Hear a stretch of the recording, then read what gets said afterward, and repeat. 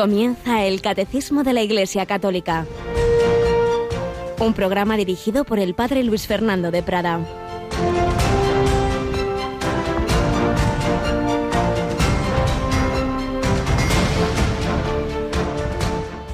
En esto consiste el amor, no en que nosotros hayamos amado a Dios, sino en que Él nos amó y nos envió a su Hijo como víctima de propiciación por nuestros pecados.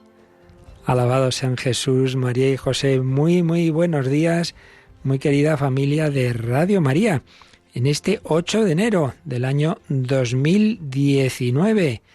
Hemos tenido a estas horas, en estos días navideños, programas especiales. Nos parecía que era mejor profundizar en esos misterios que estábamos celebrando, por eso hemos repasado esas explicaciones maravillosas que nos dejó Benedicto XVI sobre Jesús de Nazaret, en ese libro en 3 volúmenes, y otros momentos en que hemos estado también aquí, la campaña de Navidad y otras circunstancias. El caso es que no explicábamos el catecismo en directo desde hacía ya algunos días y lo retomamos en este ya día 8 de este nuevo año, de este año 2019, que desde el primer momento hemos pedido al Señor que a todos lo llene de dones y bendiciones, sabiendo que las bendiciones de Dios no suelen coincidir necesariamente con lo que así nosotros entendemos. Muchas veces uno le toca la lotería, como ha pasado este año, muere a las pocas horas, o personas que con ese dinero se arruinaron sus vidas, y en cambio pues el Señor nos da otros regalos mucho más importantes,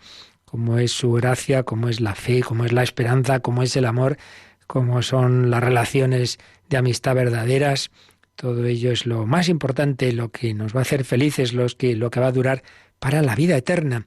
Y por supuesto el haber vivido y el seguir viviendo este encuentro con Jesucristo en estos días preciosos. Seguimos en el tiempo navideño.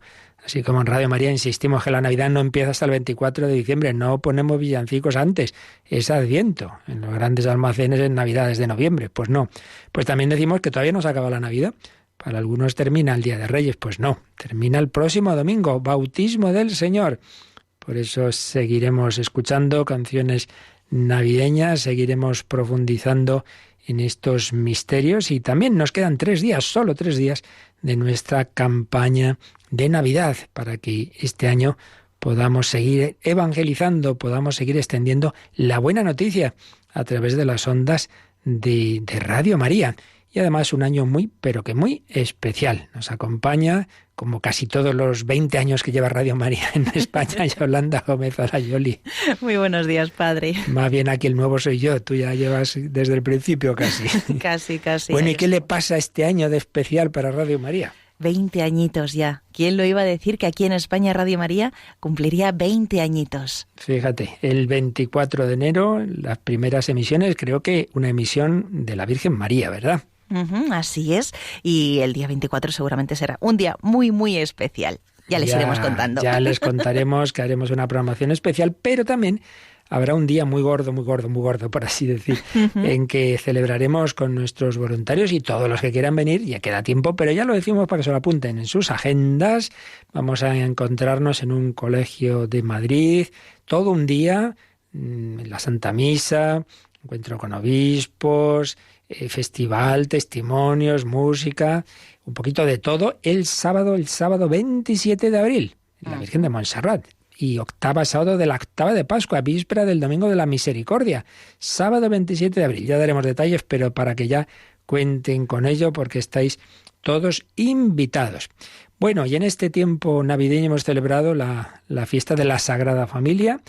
Retransmitíamos desde la Almudena esa misa de la Sagrada Familia con el cardenal Osoro. Y en Radio María hay muchos programas dirigidos a la familia, al matrimonio, a la educación. Por eso también queríamos ir haciendo algunas recopilaciones de esos programas, y hemos hecho ya una primera que ya ayer lanzábamos, comunicábamos, para que también cuando luego a partir de las 9 de la mañana estén nuestros voluntarios al teléfono, si queréis podéis encargar este disco, que seguro que va a ayudar mucho. Luego prepararemos un segundo. De momento, si te parece, escuchamos la cuña en que nuestros compañeros Germán y Cristina nos hablan de este disco que acabamos de preparar.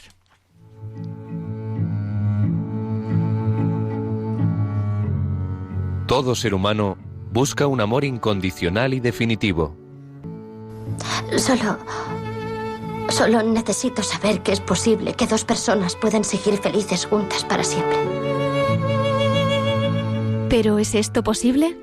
Así ha sido para muchos cristianos, como Santa Gianna Beretta, que afirmó que ganamos el paraíso en nuestras tareas cotidianas y murió ofreciendo su vida para salvarla de la hija que esperaba.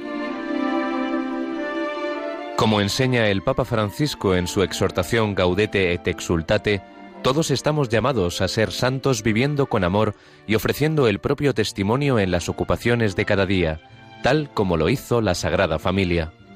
Que todos los niños del mundo desearían tener unos padres como José y María que les quisiesen como ellos quisieron al Hijo de Dios.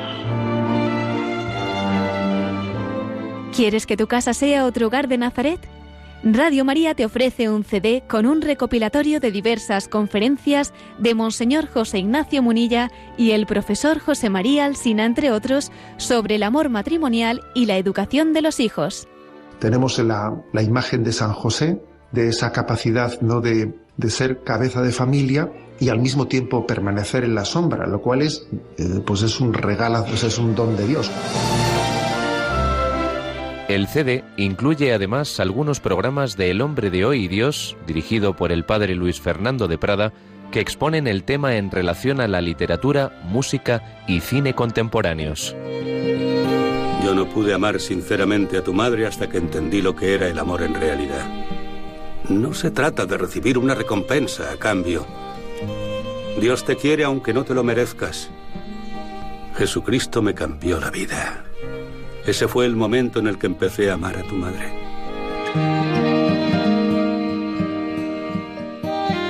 Un CD dedicado a la belleza del amor, el matrimonio y la familia. Pídelo llamando al 91 822 8010 o en radiomaria.es.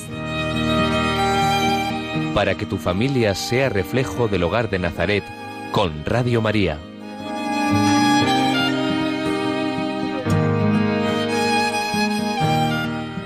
Bueno, pues ya lo sabéis, un nuevo CD, ya sabéis, y si no, pues os lo recuerdo, que en la página web de Radio María, radiomaria.es, hay una pestaña que pone programación.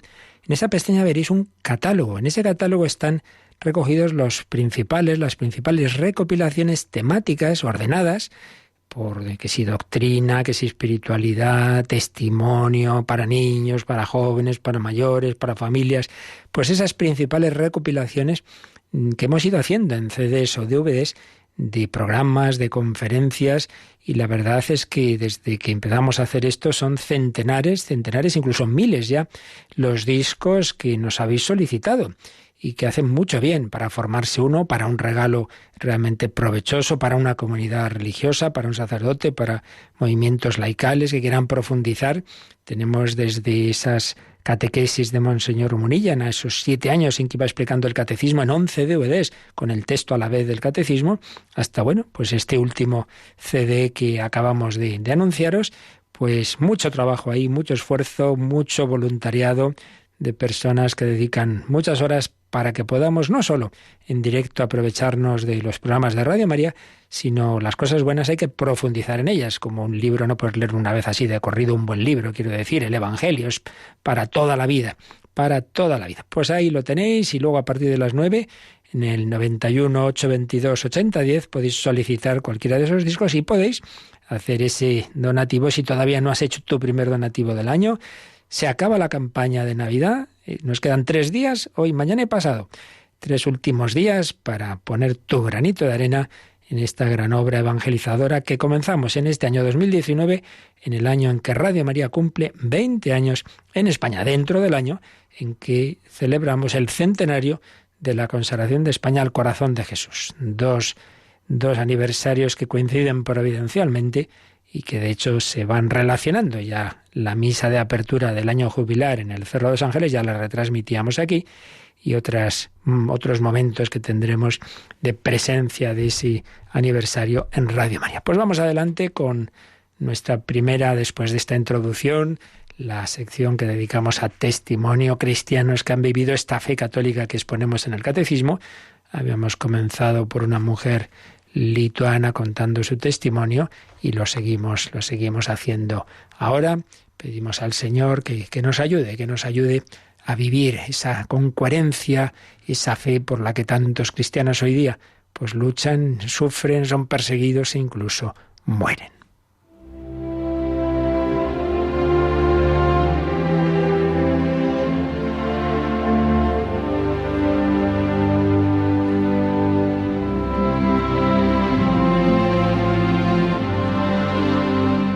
Niyolé o Nicole Sadunaité. Como hace tiempo que habíamos comenzado a resumir el testimonio de esta mujer lituana, vamos a retomar, vamos a sintetizar lo que habíamos visto.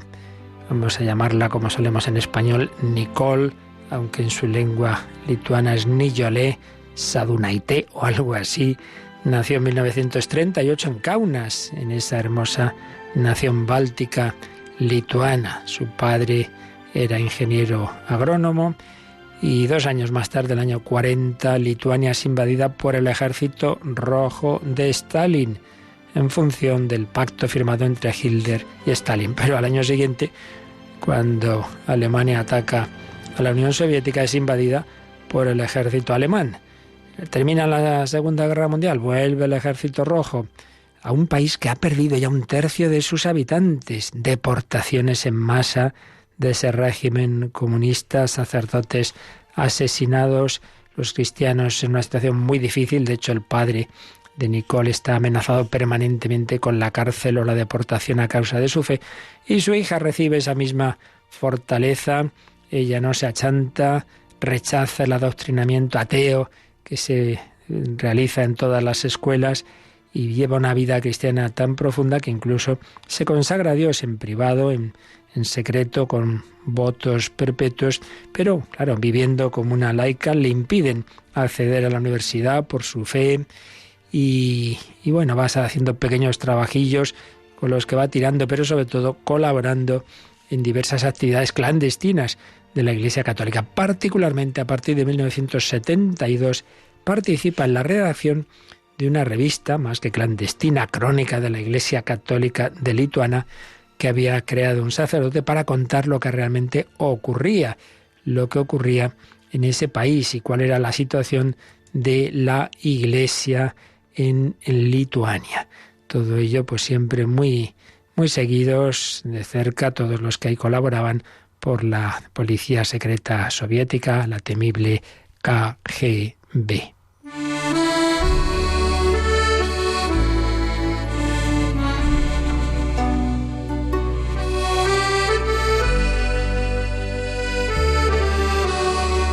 Pero a pesar del peligro, Nicole tenía la convicción de que la fe es el mayor don de Dios, la mayor gracia, y que por ella valía la pena asumir cualquier riesgo. Bueno, pues así fue. En 1974, Nicole tiene 38 años, aunque su eterna sonrisa y su alegría de vivir, que se habían hecho famosas en el entorno católico de Vilna, la hicieron parecer 15 años más joven. El 27 de agosto, junto a otra religiosa clandestina, Nicole regresa de rezar a la Virgen en la Puerta de la Aurora. Se cuenta en alguna ocasión que el presidente de Radio María España y un servidor participamos hace años en una reunión de Radio Marías Europeas, y fue ahí, fue en Vilna o Vilnius. Estuvimos viendo esa capillita y otros lugares emblemáticos como la Colina de las Cruces, y vimos también el edificio donde se producían los interrogatorios, las torturas, el encarcelamiento de este tipo de personas. Las dos religiosas se dirigen a casa del hermano de Nicole. Nicole se sienta a copiar el número 11 de la crónica, cuando la KGB, alertada por la denuncia de un vecino que había oído la máquina de escribir, llama a su puerta. Y es que estaban prohibidas las máquinas de escribir, esta es la libertad de los regímenes comunistas. No se podía, porque ya sabía que con esa máquina de escribir se podían escribir cosas como esta revista clandestina. Contaba así Nicole. Eran 14 los que entraron. En la máquina de escribir tenía 6 páginas de la crónica. Los agentes entraron en la habitación gritando. Dios me indicó lo que tenía que hacer. Les dije, ¿por qué gritan ustedes tan fuerte? Es que han encontrado una bomba atómica en el apartamento. Esta mujer no perdía ni el humor en esos momentos. Nicole y su compañera se ponen a rezar el rosario en voz alta. Cuando uno de los agentes descubre unas cartas que Nicole acaba de recibir y que no ha tenido tiempo de esconder, la religiosa siente un vuelco en el corazón. Sabe que en cuestión de horas todos los remitentes serán arrestados. Entonces se lanza contra el agente y antes de que éste pueda reaccionar, le arrebata las cartas, las rompe, las lanza al inodoro y tira de la cadena. No está mal la fortaleza de esta mujer.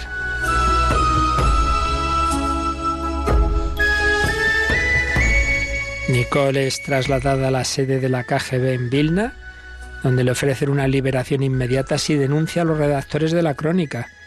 Como la religiosa se niega, la encierran durante 17 días en una celda de aislamiento, una celda que pudimos ver y que a uno le hiela el corazón. A continuación sufre 10 meses de interrogatorios. Los agentes quieren obligarla a confesar los nombres de los redactores y difusores de la crónica, amenazándola con enviarla a un hospital psiquiátrico si persiste en guardar silencio. Y fijaos lo que contaba Nicole, todo ello lo estamos tomando del libro La Gran Prueba de Didier Rams, de Ayuda a la Iglesia Necesitada de Francia. Contaba esto: cuando cerraba los ojos, veía una mano abierta en la que descansaba una paloma. Allí donde fuera, Dios era mi sustento. Sabía que sin su consentimiento no me podrían rozar ni un pelo de la cabeza. Los meses que pasé en la cárcel de la KGB fueron los más felices de mi vida. Mi buen humor les enfurecía. Me dedicaba a cantar, a rezar, no solo por mí, sino por todos los presos del Gulag, es decir, ese sistema de cárceles y campos de concentración soviéticos. Un día los agentes me dijeron: todo te va mal, Nicole, y sin embargo estás tan contenta, ni que fuera tu cumpleaños. Y respondió: pues sí, hoy es mi cumpleaños, porque justo en este momento mucha gente está rezando por mí ante el Santísimo Sacramento.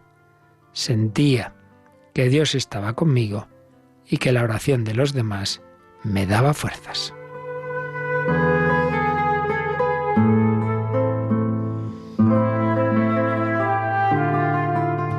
Pues seguiremos leyendo el testimonio de esta mujer, pero creo que ya tenemos hoy bastante enseñanza. La fe vale más que la vida. Y si estamos bien unidos al Señor, por mucho que nos hagan, como dijo Jesús, no temáis a los que pueden matar el cuerpo y no el alma.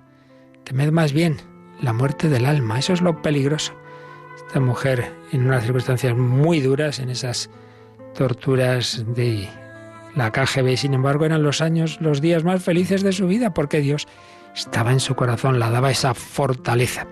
Por mal que lo estemos pasando tú y yo, por problemas que podamos tener, no creo que estemos tan mal como en una cárcel de la KGB rusa. Pues pedimos al Señor esa fortaleza. Nada te turbe, nada te espanta. Todo se pasa, Dios no se muda. La paciencia todo lo alcanza. Solo Dios basta.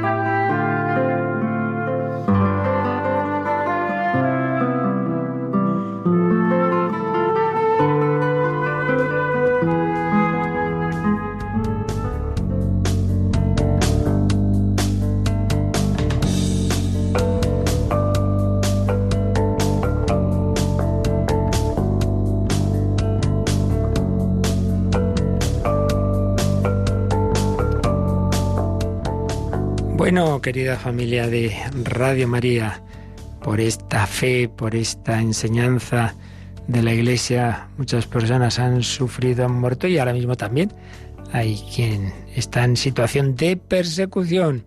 Y nosotros nos esforzamos por conocer a Jesucristo y lo que Él nos ha enseñado. Pues para eso estamos aquí en Radio María, para conocer mejor esa doctrina de la Iglesia. Así que vamos a retomar nuestra explicación del Catecismo Y os recuerdo, también vamos a resumir por dónde andábamos. Estamos de las 4 partes del catecismo todavía en la primera, la más larga, la más importante, lo que creemos, el credo. Luego veremos lo que celebramos, la liturgia, lo que tenemos que vivir en la vida ordinaria, la moral, y todo ello en oración, la 4ª parte. Pues bien, en esta primera parte vamos siguiendo el credo. Vimos creo en Dios Padre Todopoderoso, todo lo relativo a la Santísima Trinidad, la creación. Creo en Jesucristo, su único Hijo, nuestro Señor, el Hijo eterno de Dios que se hizo hombre por nosotros, por nuestra salvación, los misterios de la vida de Cristo, quién es Jesús, lo que ha hecho por nosotros, etc.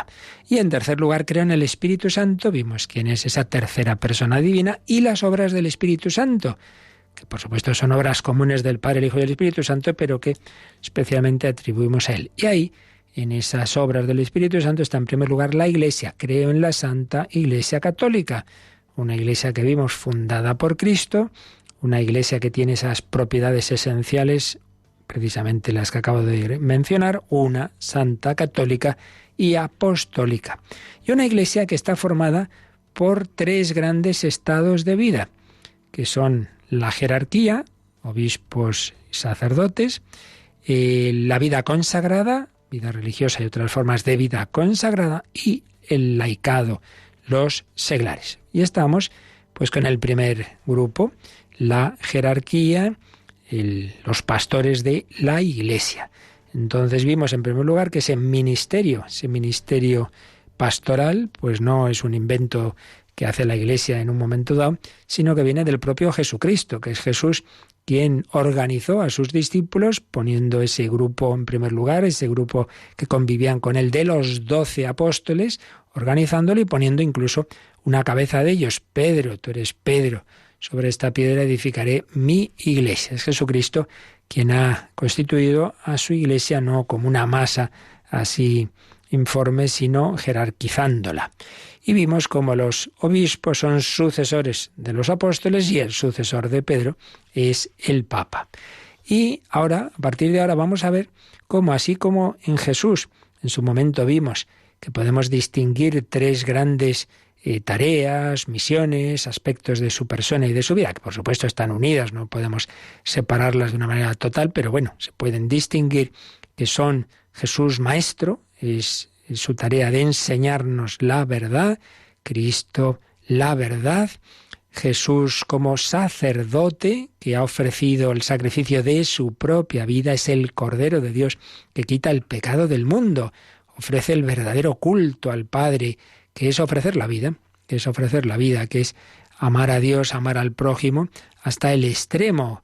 Cristo maestro nos enseña la verdad, Cristo sacerdote del sacrificio victimal, que es él mismo, y Cristo rey, el descendiente del rey David, nos enseña primero a ser reyes de nosotros mismos, no dejarnos llevar sin más de mi cuerpo, de mis apetencias, de lo que me dicen los demás, sino ser rey de mi propia psicología por la gracia de Dios, dejar que Él reine en mí y desde mí ir extendiendo ese reino alrededor, la familia, las amistades y bueno, colaborar a que un día la humanidad se convierta en reino de Cristo, un reino que no tendrá fin. Pues bien, si Jesucristo es maestro, es sacerdote y es rey, también la Iglesia, que es la prolongación en el tiempo y en el espacio de Jesucristo, es el cuerpo místico de Cristo, pues también la Iglesia tiene esas funciones.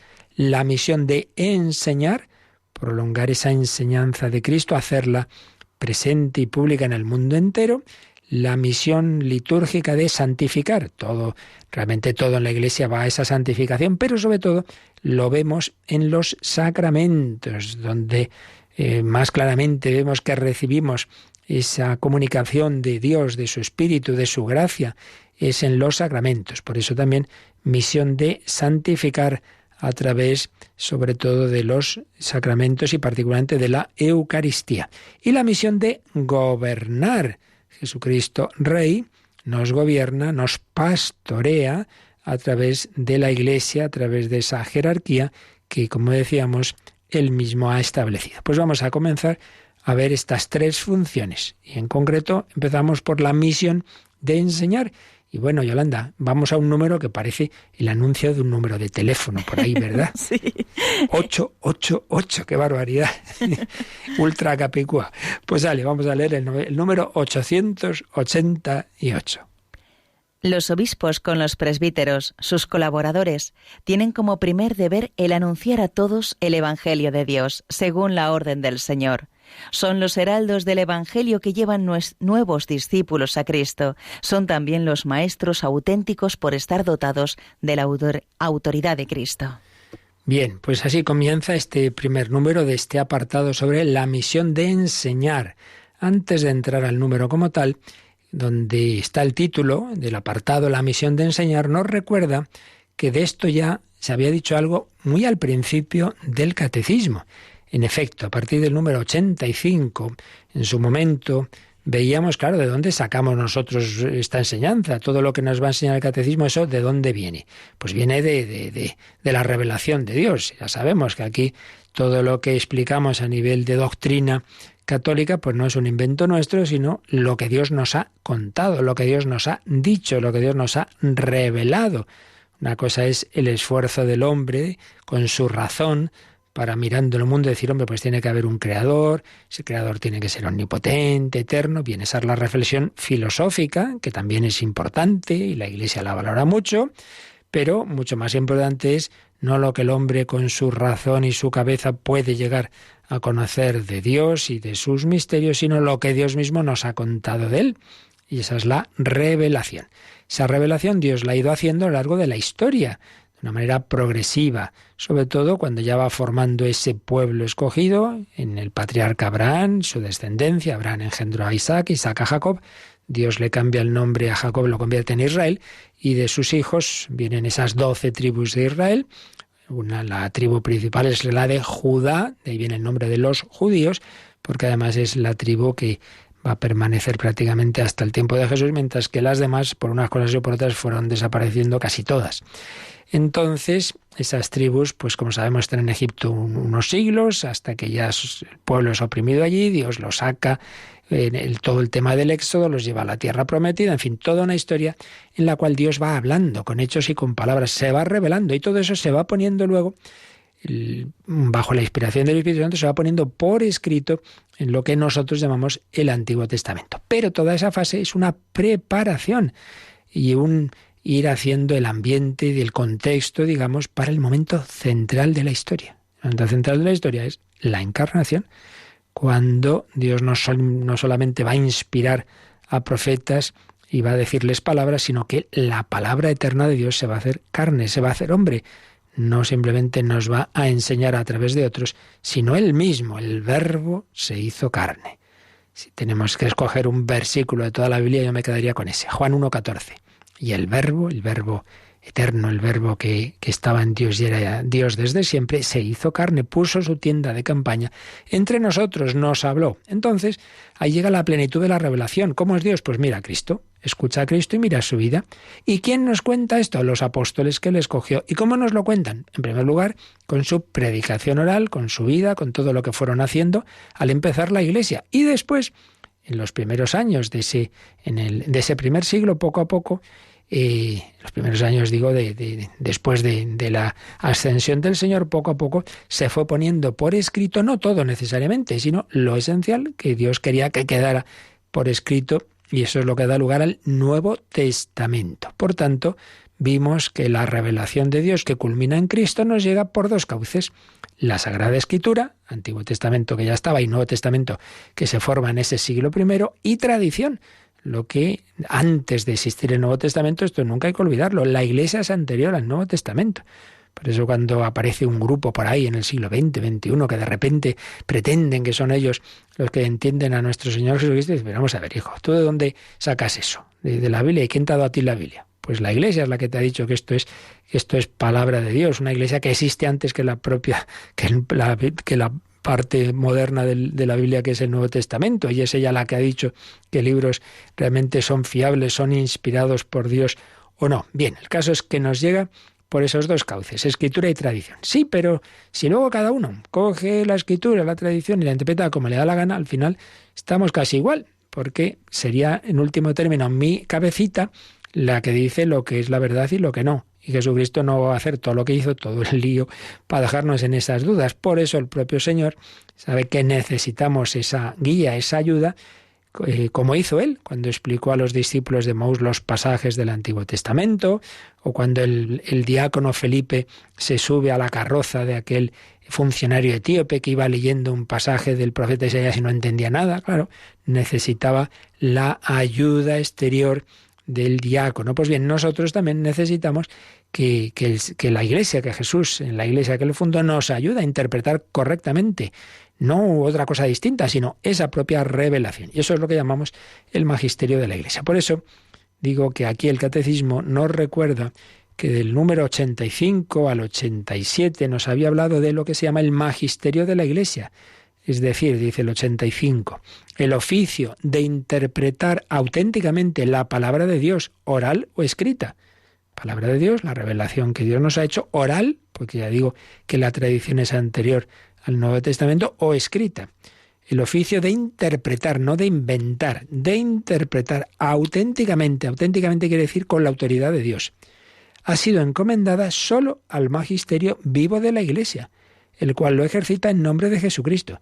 Yo no soy quien, así a título individual, para decir, bueno, la Iglesia dice no sé qué, pero yo pienso, oiga, entonces usted no es católico, porque entonces no cree que Jesucristo ha fundado una Iglesia y le ha conferido esta propiedad, esta asistencia del Espíritu Santo para interpretar correctamente.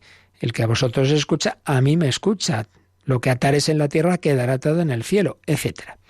El 86 nos recuerda que el magisterio no está por encima de la palabra de Dios, sino a su servicio. Un papa no puede de repente inventar lo que a él le parece, simplemente ayudarnos a interpretar lo que Dios ya nos ha dicho. Y el número 87 recuerda esa cita que os acabo de decir: los fieles recordando la palabra de Cristo a sus apóstoles, el que a vosotros escucha, a mí me escucha, reciben con docilidad las enseñanzas y directrices que sus pastores les dan de diferentes formas. Por tanto, una primera introducción a este apartado de la misión de enseñar es recordar que nosotros nos basamos en lo que Dios nos ha revelado, lo que Cristo nos ha enseñado, que nos llega a través de los apóstoles, que tienen esos cauces de transmisión, escritura y tradición, pero que el Señor, en su pedagogía misericordiosa, que nos conoce bien, sabe que si al final cada uno interpreta como le da la gana, pues íbamos a quedarnos en la duda. Y por eso ha instituido en su Iglesia esa función de magisterio, de enseñar no lo que a uno le parezca, sino con la autoridad de Jesucristo. Bien, también nos dice el Catecismo que ahora miremos hacia adelante, que miremos el número 2032, queda mucho para llegar a él, pero que nos viene bien leerlo ahora, porque también nos da una pista sobre lo que enseguida vamos a explicar. Así que, Yolanda, le hacemos caso y leemos el número 2032. La Iglesia, columna y fundamento de la verdad, recibió de los apóstoles este solemne mandato de Cristo de anunciar la verdad que nos salva. Compete siempre y en todo lugar a la Iglesia proclamar los principios morales, incluso los referentes al orden social, así como dar su juicio sobre cualesquiera asuntos humanos, en la medida en que lo exijan los derechos fundamentales de la persona humana o la salvación de las almas. Es un número de la tercera parte del Catecismo, la parte de la moral, un apartado que se titula Vida moral y magisterio de la Iglesia. Aquí lo que nos interesa es sobre todo el principio del número, donde cita a San Pablo, 1 Timoteo 3:15, que llama a la Iglesia columna y fundamento de la verdad. Cristo es la verdad y la Iglesia pues nos enseña la verdad. La Iglesia, columna y fundamento de la verdad, recibió de los apóstoles este solemne mandato de Cristo, de anunciar la verdad que nos salva. Es que es un mandato de Cristo. Esto es que es lo primero que el Señor ha mandado a sus apóstoles es, oye, lo que yo os he enseñado tenéis que enseñarlo a los demás. ¿Y dónde está ese mandato de Cristo? Bueno, en bastantes sitios, pero sobre todo lo podemos ver, y también lo va a citar enseguida el Catecismo al final de los Evangelios. En concreto, vamos a irnos a Marcos 16:15, cuando ya al final del Evangelio dice que Jesús les dijo a sus apóstoles: id a todo el mundo y predicad el Evangelio a toda la creación. ¿Veis? Id a todo el mundo y predicad el Evangelio a toda la creación. El Señor les manda que vayan al mundo entero. El cristianismo no es una religión, una espiritualidad para unos cuantos, mira, para unos cuantos que les da por ahí, ¿no? No, Señor, es para todo el mundo, porque el Hijo de Dios se ha hecho hombre por cada uno, por los de todos los continentes, los de todos los tiempos. Todos necesitamos a Jesucristo, camino, verdad y vida.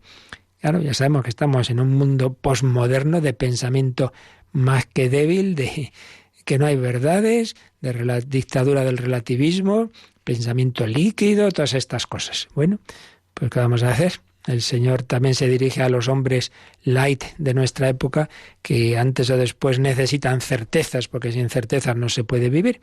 Y entonces nuestra obligación es anunciarles la buena noticia, que no es una opinión más y que no es una cosita para unos cuantos, es para todos.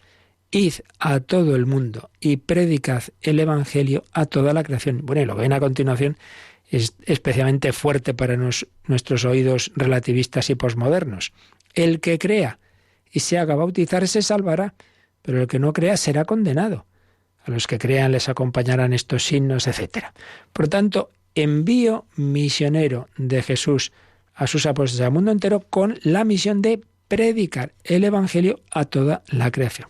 Pero todavía lo podemos ver más claro en el final del Evangelio de San Mateo. Vamos a Mateo 28, capítulo 28, y a partir del versículo 16 leemos que los 11 discípulos, ya faltaba Judas, fueron a Galilea, al monte donde les había ordenado Jesús, y al verlo lo adoraron, aunque algunos dudaron. Y Jesús, acercándose, les habló así. Vamos a oír las últimas palabras de Jesús en el Evangelio de San Mateo. Se me ha dado toda autoridad en el cielo y sobre la tierra. Claro, es el Hijo eterno de Dios hecho hombre, como hombre ha recibido del Padre esa autoridad. Se me ha dado toda autoridad en el cielo y sobre la tierra. Por lo tanto, id, de nuevo el id, el ir al mundo entero, id y haced discípulos a todos los pueblos. Claro, hacer discípulos quiere decir enseñar, y que esas personas libremente acepten esa enseñanza, entonces se convierten en discípulos.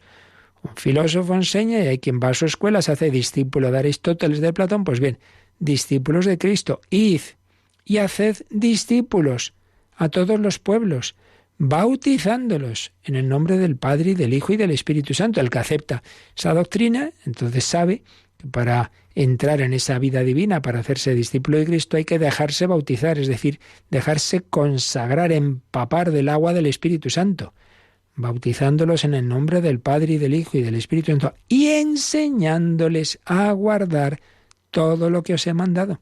Pues está clarísimo.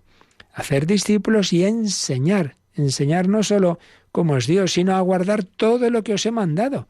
Todas las enseñanzas de Jesús sobre cómo debemos vivir, ese sermón del monte y tantas otras enseñanzas, la Iglesia tiene que transmitirlas. No puede decir, bueno, como hoy no está de moda no sé qué, como hoy da igual esto que lo otro, pues me callo. Pues no podemos, no Señor, enseñándoles a guardar todo lo que os he mandado. Y mirad, que yo estaré con vosotros todos los días hasta el fin del mundo. Esa es nuestra tranquilidad, que todo esto no es que, bueno, Jesús nos mandó esto y aquí hacemos lo que podemos por nuestra cuenta. No, hombre, lo hacemos con Jesucristo que nos acompaña, movidos por su Espíritu Santo, sabiendo que contamos con su gracia, que Él está presente. Así pues, misión de enseñar en respuesta a la orden del Señor. Esto tiene que hacerlo, en cierto modo, toda la Iglesia, pero nos ha dicho este número que estamos comentando, el 888, que particularmente los obispos, con sus colaboradores, los presbíteros, tienen como primer deber este de anunciar a todos el Evangelio de Dios. Es el primer deber. Claro, porque no puede ser lo primero. Hay que ir a misa. Bueno, a misa habrá que explicar a la gente quién está en la misa y qué es la misa y por qué hay que ir y todo eso. Primero es enseñar, anunciar, predicar, catequizar, y como consecuencia de esa enseñanza, pues el que la acepta da el primer paso litúrgico, que es el bautismo, como veíamos, y lo demás. Primer deber, anunciar a todos el Evangelio de Dios. Y en esa enseñanza y con la gracia que Dios nos da, especialmente en los sacramentos, podremos luego vivir lo que nos ha mandado, la moral. Son los predicadores del Evangelio que llevan nuevos discípulos a Cristo. Son también los maestros auténticos por estar dotados de la autoridad de Cristo. Ya hemos dicho que en esta terminología teológica la palabra auténtico quiere decir con la autoridad de Cristo, no con las propias ideas. Son los maestros auténticos por estar dotados de la autoridad de Jesucristo. También nos sugiere el Catecismo que miremos el número 2068.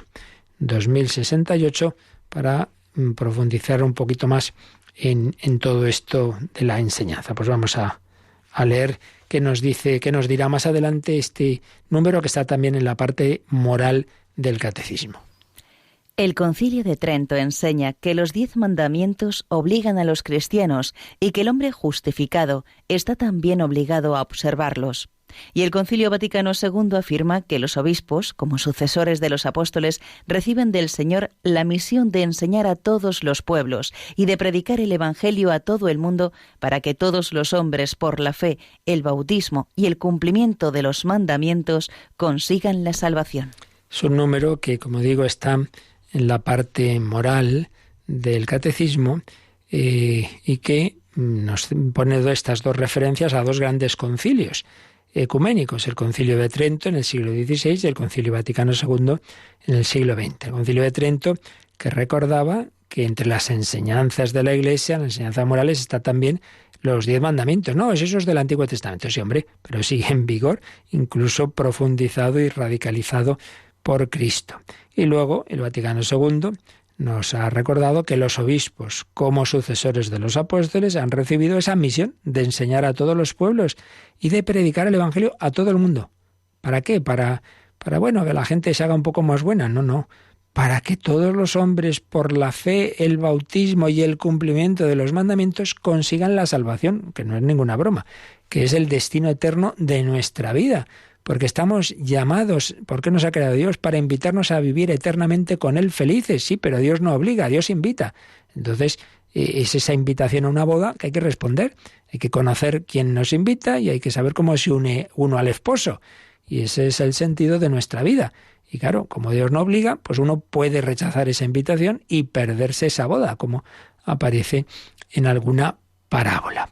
Así pues, misión de enseñar, como vemos, es la primera de las 3 grandes misiones que tiene la Iglesia, de prolongar esa tarea de su Señor, de Jesucristo. Si la misión de los apóstoles es la participación y continuación de la misión de Cristo, pues entonces es normal que también esa primera función del ministerio apostólico sea la predicación de la palabra, porque la Iglesia se convoca, se reúne y se mantiene en tanto que es una comunidad de fe en Jesús. Y la fe necesita de la predicación, como la predicación necesita de la misión. Y aquí podemos recordar esas palabras tan bellas de San Pablo en su carta a los Romanos, Romanos 10, 14. ¿Cómo creerán si no han oído hablar de Él? ¿Y cómo oirán si no hay quien predique? ¿Y cómo predicarán si no han sido enviados? Pues sí, los apóstoles fueron enviados, sus sucesores, los obispos, sus colaboradores, los presbíteros, tenemos esa misión y a otro nivel todo cristiano está llamado a colaborar, a extender el Evangelio. Repito, en tiempos en que no se cree en una verdad, en que se piensa que cada uno se construye su propia verdad, tiempos de opinión, bueno, sí, todo esto son teorías que están muy bien, pero luego al final todos sabemos muy bien que hay cosas que son verdad y que son mentira, y que si me han mentido me enfado. Pero no dice usted que da igual la verdad que la mentira. No somos relativistas, pues no, la práctica pues no. Pues también necesitamos estas verdades sólidas, esas certezas que dan sentido a nuestra vida y que nos anuncian una esperanza más allá también de esta propia vida. Bueno, vamos a dejarlo aquí, que tenemos por ahí alguna pregunta pendiente y también ahora podéis hacerlas en directo, por teléfono, por correo electrónico, y ya seguiremos precisamente colaborando a esta misión de enseñar, de transmitir la doctrina de Cristo, respondiendo a su mandato, id y enseñad. Pero nos recuerda Primero Yolanda, cómo podéis ahora hacer vuestras consultas.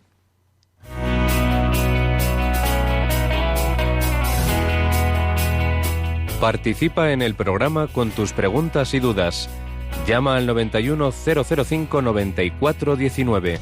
91005-9419. También puedes escribir un mail a catecismo@radiomaria.es. catecismo@radiomaria.es.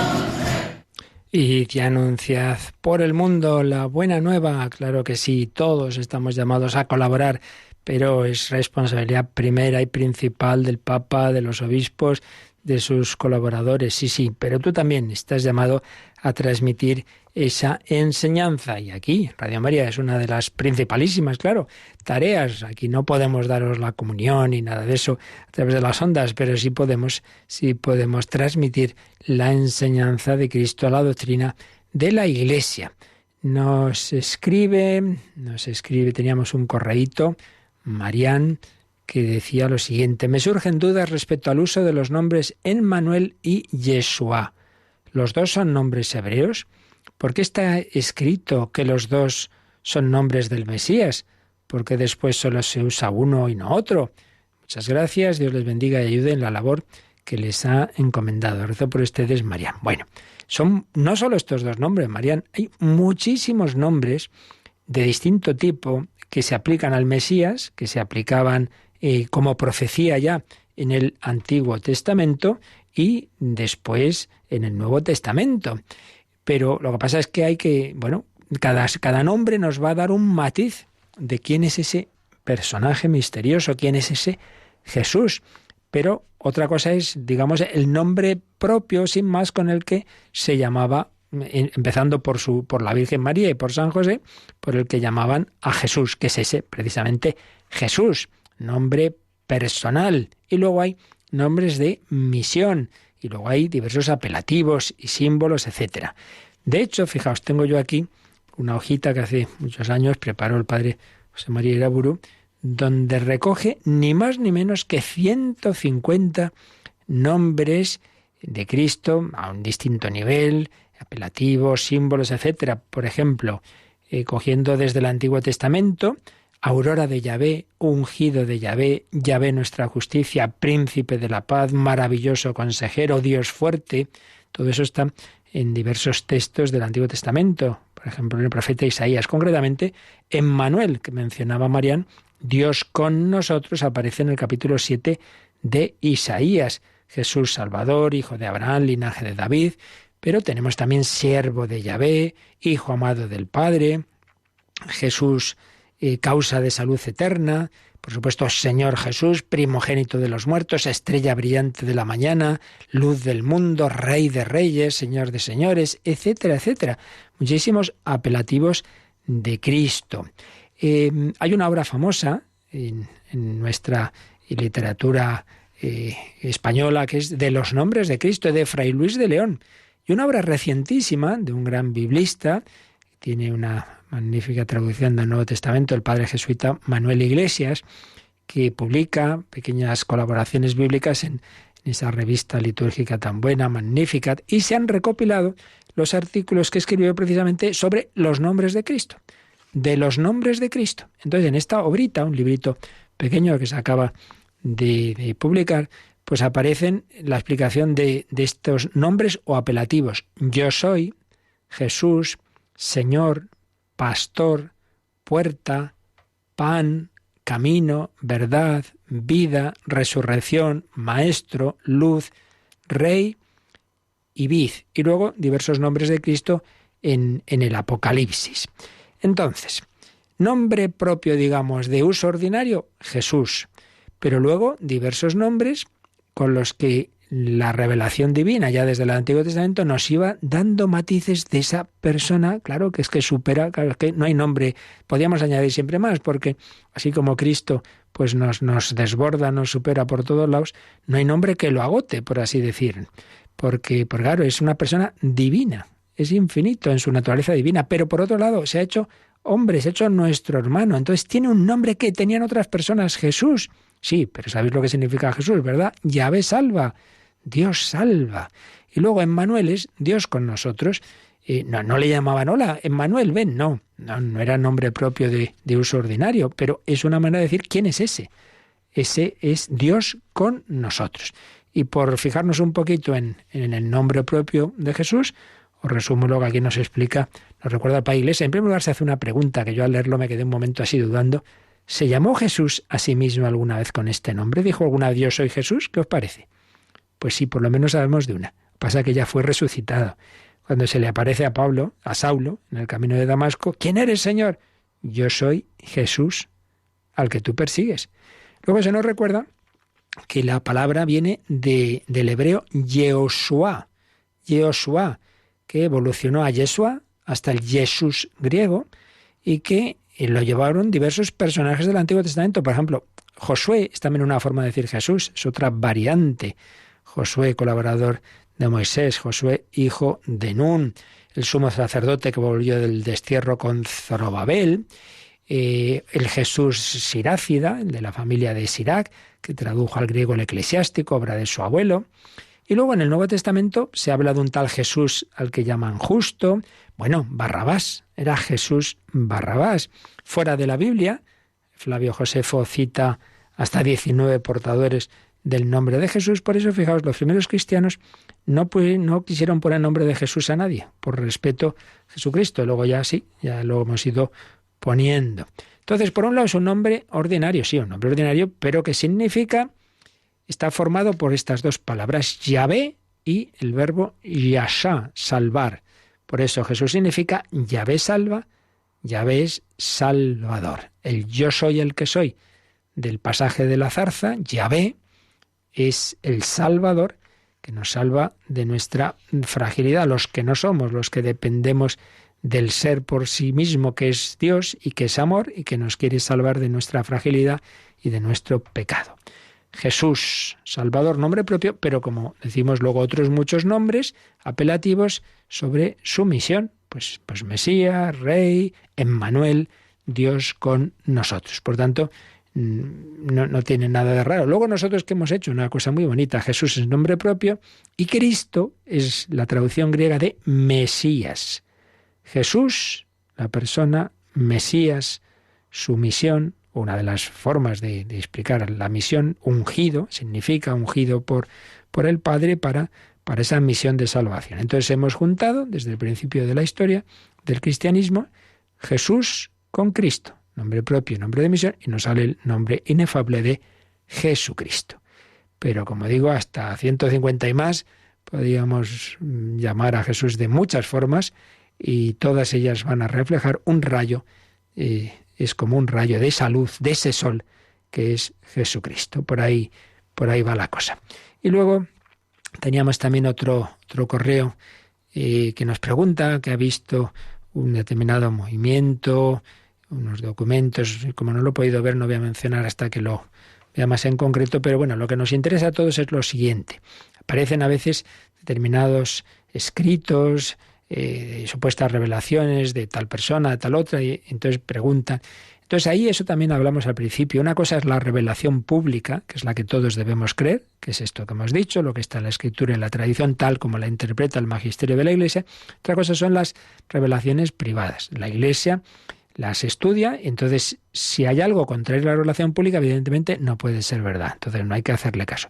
Si no hay nada contrario, bueno, pues uno, si ve que le ayuda, puede hacerle caso, pero nunca se puede poner a un nivel como la revelación pública, como si fuera obligatorio creerlo. No, de ninguna manera. Otra cosa es que en algunos casos, como Fátima, Lourdes, Pere Lemonial, el estudio que ha hecho la Iglesia es de tal, digamos, certeza de que ahí ha actuado el Señor, hombre, que es una recomendación muy, muy grande de hacer caso a eso.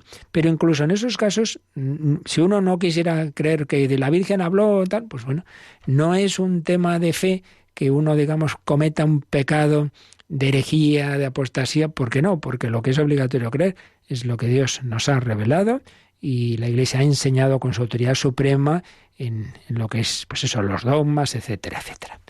Bueno, pues lo dejamos aquí y seguiremos aprendiendo de esta enseñanza de la Iglesia y viendo cómo tenemos esta tarea de extender la verdad en tiempos en que la misma palabra hay quien se ríe de ella. Hay leyes de educación donde no aparece la palabra verdad en toda una ley. Parece mentira, ¿verdad? Pues esto es el mundo en el que estamos. Y no se cree en la verdad. Pues Jesucristo es la verdad y Él nos quiere enseñar lo que realmente nos va a ayudar en nuestra vida. Pedimos su gracia para conocerla y vivirla. La bendición de Dios Todopoderoso, Padre, Hijo y Espíritu Santo, descienda sobre vosotros. Alabado sea Jesucristo.